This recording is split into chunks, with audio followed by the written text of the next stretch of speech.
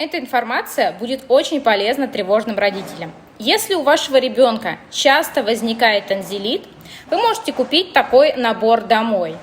Это экспресс-тест на стрептококк. В течение 10 минут вы получите достоверный ответ, а есть у вашего ребенка инфекция или ее нет.